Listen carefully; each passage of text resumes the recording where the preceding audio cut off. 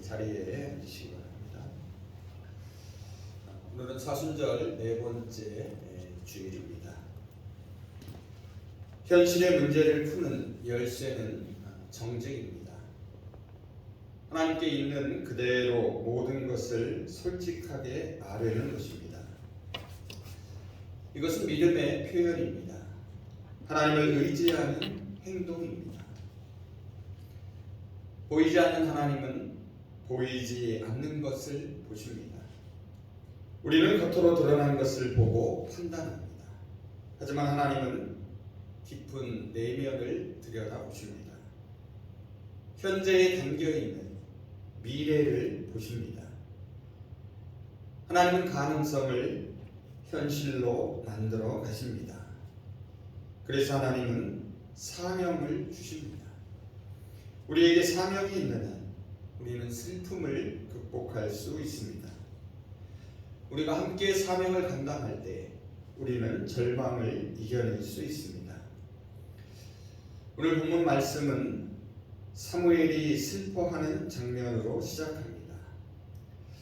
하나님은 사무엘에게 너는 언제까지 이렇게 슬퍼만 하고 있을 거냐라고 묻습니다. 이제 그만 슬퍼하라고 말씀하십니다. 하나님은 사무엘이 무엇 때문에 슬퍼하며 괴로워하고 있는지 잘 알고 계십니다. 하나님이 사울을 버려서 더 이상 이스라엘의 왕으로 다스리지 못하게 하시기 때문입니다.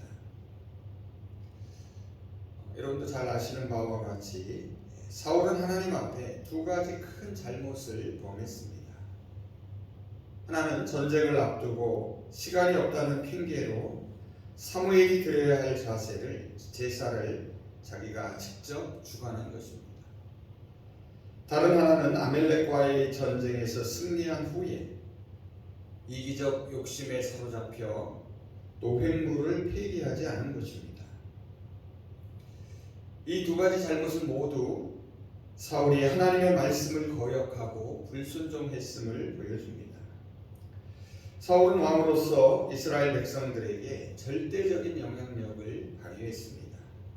백성들을 고무시키는 지도자로서 인기가 많았습니다. 하지만 그는 점차 권력에 집착하게 됩니다. 마침내 그는 잔인하고 용서할 줄 모르는 폭군으로 변해갑니다. 하나님은 사무엘에게 이제 사울을 버리라고 말씀하십니다. 사실 사무엘의 이러한 깊은 슬픔과 괴로움은 단순히 사울의 비극에 대한 개인적인 감정 때문만은 아닙니다. 사울의 폐위로 인하여 이스라엘 사회 전반에 발생할 부작용을 염려했기 때문이기도 합니다. 사무엘은 이스라엘의 지도자로서의 사울의 군사적 능력만큼은 인정하고 있었습니다.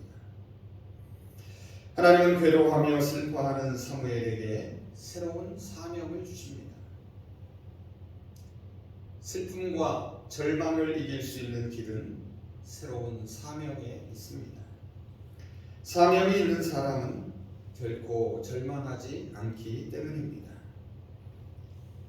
누군가가 나를 필요로 할 때 우리는 힘을 낼 수 있습니다. 무엇인가 해야 할 일이 내게 있을 때 우리는 용기를 낼 수 있습니다. 예수님의 제자 베드로도 주님에 대한 배신의 고통으로 슬퍼했습니다. 주님이 무력하게 십자가에 죽으시는 것을 보고 절망했습니다. 하지만 부활하신 주님은 슬퍼하며 절망 가운데 괴로워하는 베드로를 찾아오십니다. 그리고 말씀하십니다. 그것은 책망의 말씀도 용서의 말씀도 아니었습니다. 그에게 사명을 주시는 말씀이었습니다. 다시 한번 나를 따르라고 부르십니다. 내 양을 먹이고 치라고 새로운 사명의 길을 열어주십니다. 하나님이 사무엘에게 주신 사명은 뿔에 기름을 채워가지고 베들레헴 사람 이새에게로 가라는 것이었습니다. 하나님은 그에게 새로운 사명을 주심으로 슬픔을 소망으로 승화시키십니다. 사랑하는 성도 여러분, 지금 슬픔 가운데 있는 분이 계십니까? 혹시 절망 가운데 괴로워하는 분이 계십니까? 말씀과 기도 가운데 새로운 사명을 발견하시기를 바랍니다. 하나님의 말씀을 삶에서 실천하며 살아내기로 결단하시기를 바랍니다. 하나님의 말씀 자체가 이미 우리에게 살아내려고 주신 사명입니다. 거창한 것이 아니어도 괜찮습니다. 최고가 아니어도 괜찮습니다. 아니, 작은 것, 사소한 것일수록 더 좋습니다. 주어진 현실에서 최선을 드리면 됩니다. 하나님은 사무엘을 이새의 집으로 보내시는 이유를 알려주십니다. 사무엘에게 주어진 사명을 설명해 주십니다. 1절 끝부분을 한번 보시기 바랍니다. 제가 히브리어 원문을 그대로 한번 옮겨 보겠습니다. 왜냐하면 내가 나를 위하여 그의 아들 중에서 한 왕을 보았기 때문이다. 여러분, 여기서 보았다라는 말은 골라보았다, 선택했다라는 뜻입니다. 이새의 아들들 가운데서 사울을 대신할 왕을 세우라는 것입니다. 그래서 하나님은 사무엘에게 뿔병에 기름을 채워가지고 가라고 말씀하십니다. 사무엘을 통하여 이새의 아들들 가운데 하나를 왕으로 기름 부어 세우시려는 것이었습니다. 그런데 여기서 주목할 것이 있습니다. 우리말 번역에서는 생략하고 있습니다. 그런데 하나님이 나를 위해 왕을 세우시겠다고 말씀하신 사실입니다. 하나님이 하나님을 위하여 친히 왕을 세우시겠다는 것입니다. 3절 하반절에서도 이 사실을 다시 한번 강조합니다. 내가 내게 알게 하는 자에게 나를 위하여, 곧 하나님을 위하여 기름을 부을지니라. 이것은 사울이 이스라엘 백성을 위하여 왕으로 세워졌음을 떠올리게 합니다. 사무엘상 8장 5절을 보면 이스라엘 백성들은 자신들을 위하여 왕을 요구합니다. 8장 5절입니다. 이제 모든 이방 나라들처럼 우리에게 왕을 세워주셔서 왕이 우리를 다스리게 하여 주시옵소서. 그리고 그들이 요구대로 사울이 초대 왕이 되었습니다. 하나님은 원하시지 않으셨지만 경고하면서 허락하십니다. 사울을 기름 부어 왕으로 세운 것은 이스라엘의 군사적, 정치적 독립을 위한 것이었습니다. 하지만 다윗을 기름 부어 세우는 일은 하나님의 일, 하나님의 영광을 위한 일임을 말해줍니다. 이미 하나님이 사무엘을 통해 경고하신 것처럼, 그리고 앞서 언급한 것처럼 사울 왕은 권력에 사로잡혀 잔인하고 용서할 줄 모르는 폭군으로 변해버렸습니다. 그래서 이제 이스라엘의 영원하고 유일한 왕이신 하나님께서 당신을 대신할 새로운 왕을 세우십니다. 그런데 문제가 있습니다. 하나님이 주시는 새로운 사명은 기존의 질서와 갈등하고 충돌할 수 있습니다. 사무엘은 아직 사울이 이스라엘의 왕이라는 현실에서 새로운 사명을 받습니다. 만약에 사무엘이 다른 사람을 왕으로 기름 부어 세운다면 어떻게 되겠습니까? 그 일은 당연히 영모가 될 수밖에 없습니다. 이 사실이 사울에게 발각되는 날에는 그의 생명을 부지하기가 어렵습니다. 사무엘은 이러한 현실적인 상황을 하나님께 솔직히 털어놓습니다. 2절 상반절입니다. 제가 세 번역으로 읽습니다. 사무엘이 여쭈었다. 내가 어떻게 길을 떠날 수 있겠습니까? 사울이 이 소식을 들으면 나를 죽일 것입니다. 그렇지 않아도 사울은 자신의 왕권이 위협받는 상황에서 사무엘을 예의주시하고 있었을 것입니다. 여러분, 우리의 현실적인 문제들을 솔직하게 하나님께 아뢰 수 있기를 바랍니다. 이것은 결코 불신앙의 모습이 아닙니다. 오히려 하나님을 믿고 의지하는 신앙적인 자세입니다. 하나님께서 지혜를 주십니다. 2절을 보시면 하나님은 사무엘이 주저하며 두려워할 때에 결코 책망하지 않으십니다. 오히려 즉시 그에게 새로운 방법을 알려주십니다. 2절 하반절을 보시기 바랍니다. 여호와께서 이르시되 너는 암송아지를 끌고 가서 말하기를 내가 여호와께 제사를 드리러 왔다 하라. 이 말씀은 하나님께 드리는 거룩한 제사를 사울을 속이는 수단으로 사용하라는 말이 아닙니다. 당시 이스라엘의 공식적인 제사 장소였던 중앙성소 실로가 파괴되었습니다. 그래서 사무엘은 어디에서든지 백성들과 함께 하나님께 제사를 드릴 수 있었습니다. 이것은 정당하고 자연스러운 일이었습니다. 그래서 사울 왕도 전혀 의심하지 않았을 것입니다. 사무엘은 하나님의 명령대로 제사를 드리면서 아울러 이새의 집에서 기름 붓는 일을 수행할 수 있었습니다. 3절을 보시면 하나님은 사무엘에게 이새를 제사에 초청하게 하십니다.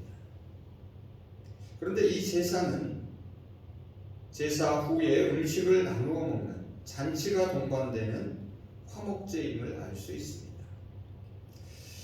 그래서 11절 끝부분을 보시면 사무엘은 이렇게 말합니다. 여기서 그는 다윗입니다. 다윗이 여기 오기까지는 우리가 식사 자리에 앉지 않겠습니다. 하나님의 명령에 따라 각본대로 모든 일이 진행됩니다. 5절 끝부분을 보면 사무엘은 특별히 이새와 그의 아들들만은 자기가 직접 성결하게 한 후에 제사에 초청합니다. 여러분, 이 장면은 뒤에 11절 이하에서 양을 치다가 밖에서 돌아온 다윗은 성결 의식을 치르지 않았음을 알려줍니다. 이제 제사에 초청받은 이새의 아들들이 장남부터 차례로 사무엘 앞에 서게 됩니다. 드디어 면접이 시작됩니다. 첫 번째 면접자는 큰아들 엘리압이었습니다. 사무엘은 엘리압을 보는 순간 마음속으로 주님께서 기름 부어 세우시려는 사람이 정말 주님 앞에 나와 섰구나 하고 생각합니다. 그의 준수한 용모와 큰 키를 보고서 그렇게 판단한 것입니다.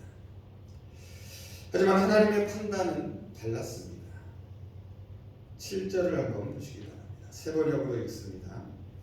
그러나 주님께서 사무엘에게 이르셨다. 너는 그의 준수한 겉모습과 큰 키만을 보아서는 안 된다. 그는 내가 세운 사람이 아니다. 나는 사람이 판단하는 것처럼 그렇게 판단하지는 않는다. 사람은 겉모습만을 따라 판단하지만 나 주는 중심을 본다. 하나님은 이스라엘 백성들이 외모를 중시하여 사울을 왕으로 선택했던 실수를 상기시키십니다. 사무엘로 하여금 같은 실수를 반복하지 않게 하십니다. 하나님을 위하여, 하나님의 영광을 위하여 그 머리에 기름 부을 자를 택할 때에 결코 외적인 모습으로만 판단하지 말라는 뜻입니다. 하지만 이 말이 용모나 신장은 무조건 배격하고 무시하라는 뜻은 아닙니다. 실제로 12절을 보시면 후에 왕으로 선택되는 다윗의 외모를 이렇게 묘사하고 있습니다. 그는 다윗입니다. 눈이 아름답고 외모도 준수한 홍안의 소년이었다. 다만 그러한 것이 결코 하나님의 일꾼이 되는 절대적인 기준이 될 수 없다는 뜻입니다. 사람은 외모를 보지만 하나님은 중심을 보신다. 이 말은 다음 두 가지 사실을 깨닫게 합니다. 하나는 겉으로 드러나 보이는 외면보다는 보이지 않는 내면이 더 중요하다는 것입니다. 다른 하나는 사람들의 선택과 하나님의 선택은 근본적으로 다르다는 것입니다. 여기서 외모로 번역된 히브리 말을 직역하면 눈이라는 뜻입니다. 곧 육신의 눈을 가리킵니다. 반면에 중심으로 번역된 히브리 말은 마음을 뜻합니다. 곧 마음의 눈을 가리킵니다. 따라서 원문의 뜻을 살려 해석해 보면 사람은 육신의 눈으로 보지만 여호와 하나님은 마음의 눈으로 보신다라고 할 수 있습니다. 인간은 육신의 눈을 가지고 사람의 외적인 용모, 신장, 그 사람의 배경을 봅니다. 하지만 하나님께서는 마음의 눈을 가지고 사람의 내적인 겸손, 신앙, 인격, 진실성 등을 살피십니다. 저는 이것을 이렇게 표현하고 싶습니다. 사람들은 최고를 보지만 하나님은 최선을 보신다. 앞서도 말씀드렸지만 외적인 조건을 무시하는 것이 아닙니다. 다만 이러한 기준이 언제나 옳고 절대적이지 않다는 것입니다. 또한 하나님이 사람의 중심, 속마음을 보신다는 것은 단순히 마음이 착하거나 속이 깊다는 것을 뜻하지 않습니다. 하나님과의 관계에 있어서의 생각과 마음 자세, 삶의 태도를 포함하는 의미입니다. 즉, 그 사람의 영성을 보신다고 말할 수 있습니다. 그래서 마지막 13절을 보면 사무엘이 다윗에게 기름을 부을 때에 주님의 영이 그날부터 계속 다윗을 감동시켰다고 말합니다. 반면에 이어지는 14절을 보면 사울에게서는 주님의 영이 떠났다고 말합니다.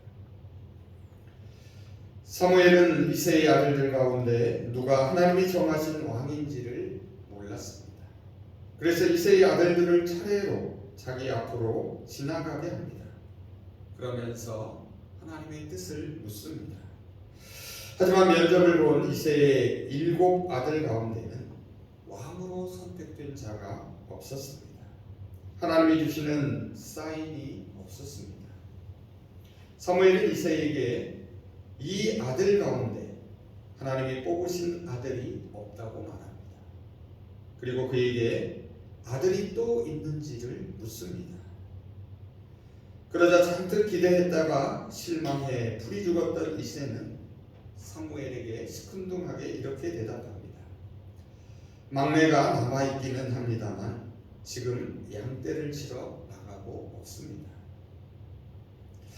여러분, 앞선 5절에서 이새의 아들들이 모두 초청을 받았습니다. 그런데 아버지 이새가 막내 아들을 데리고 오지 않은 이유는 무엇일까요? 외모를 보았기 때문입니다. 전통과 관습에 사로잡혀 있었기 때문입니다. 고대 근동에서 모든 것은 아들로부터 그리고 장자로부터 시작되었습니다. 7 아들은 이새의 눈에 언제나 자랑거리였습니다. 반면에 이런 기준에서 8째 막내는 전혀 존재감이 없습니다. 아버지 이새는 막내가 낄 자리가 아니라고 여겼습니다. 여기서 막내로 번역된 히브리 말은 가장 어리다는 뜻과 함께 가장 작다는 뜻도 있습니다. 어른으로 생각하지 않았습니다. 작은 키는 큰 키의 사울과 대조적입니다. 아버지 이새의 눈에 전혀 띄지 않았습니다. 그래서 형들이 면접을 잘 볼 수 있도록 오히려 그는 그 시간에 양을 지키고 있어야 했습니다. 다윗은 처음부터 면접 대상에서 제외된 인물입니다. 여러분, 우리 교회에 있어 이러한 다윗과 같은 인물이 있다면 누구일까요? 사람의 선택과 하나님의 선택은 달랐습니다. 사무엘은 별 볼 일 없어 보이는 막내를 데려오게 합니다. 그가 여기 오기까지는 식탁 자리에 앉지 않겠다고 말합니다. 그에게 기름 부어 왕으로 세우고 나서 식사를 하겠다는 말입니다. 하나님은 이새의 아들들 가운데 분명 하나를 왕으로 세우라고 말씀하셨습니다. 그런데 이제 누구만 남았습니까? 막내 다윗밖에 남지 않았습니다. 사무엘 앞에 나타난 다윗은 눈이 아름답고 외모도 준수한 홍안의 소년이었습니다. 여기서 눈이 아름답다라는 말은 반짝이다라는 뜻도 있습니다. 따라서 이 말은 총명한 눈을 가리킵니다. 사무엘의 눈이 다윗의 총명 어린 눈과 마주칩니다.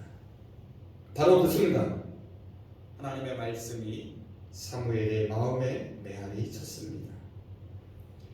이가 그니 일어나 기름을 부어라. 바로 이 사람이다. 어서 그에게 기름을 부어라.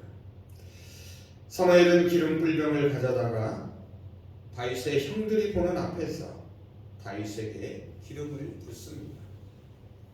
어리고 작은 다윗이 놀랍게도 왕으로 선택되었습니다. 아버지 이새조차도 전혀 기대하지 않았습니다. 그래서 양을 치게 했던 다윗이 왕으로 선택됩니다. 하나님의 선택 기준은 우리의 예상을 뛰어넘습니다. 하나님은 인간이 보지 못하는 속마음을 들여다보고 아십니다. 하나님은 다윗의 중심에 있는 가능성을 보십니다.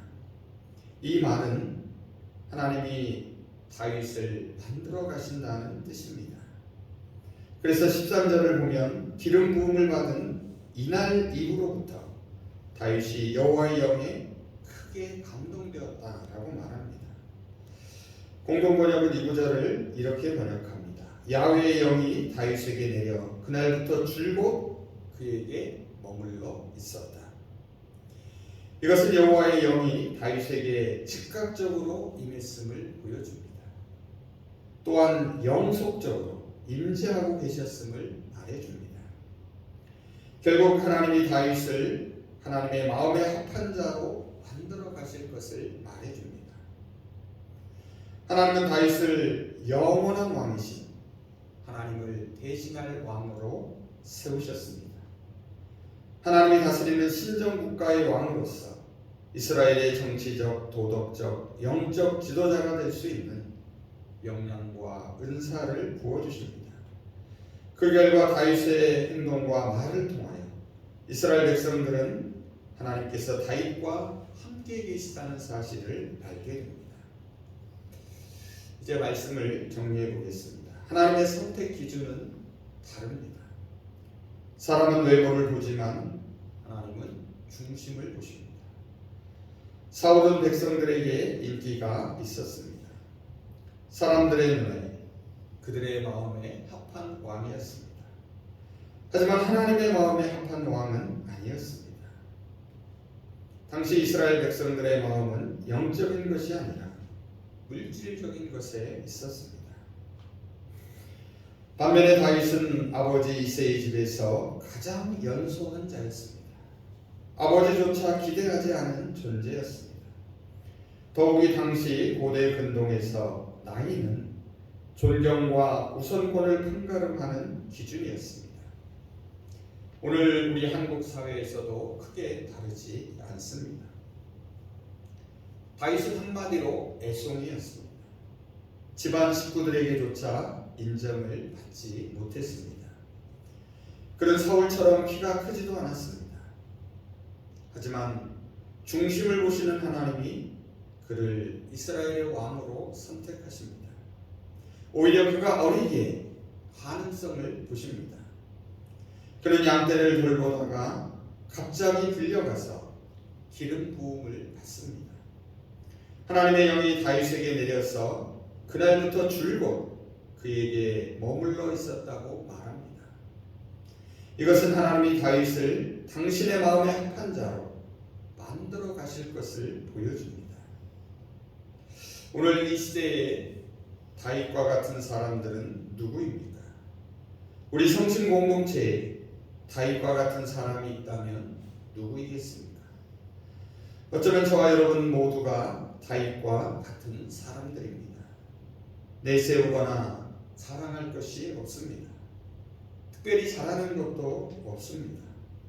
스스로도 그리고 아무도 기대하지 않습니다. 하지만 그래서 하나님은 말씀하십니다. 이가 그다. 바로 이 사람이다. 하나님이 기대하십니다. 그리고 우리에게 성령의 기름을 부어주십니다. 하나님의 영이 우리와 언제나 함께 하십니다. 그래서 하나님이 저와 여러분을 하나님의 사람으로 만들어 가십니다. 우리를 통하여, 우리 성심 공동체를 통하여 하나님의 역사가 나타나기를 간절히 소망합니다. 이제 오늘 하나님께서 사무엘에게 주시는 말씀을 읽으며 설교를 마치겠습니다. 여호와께서 이르시되 이가 그니 일어나 기름을 부으라 하시는지라.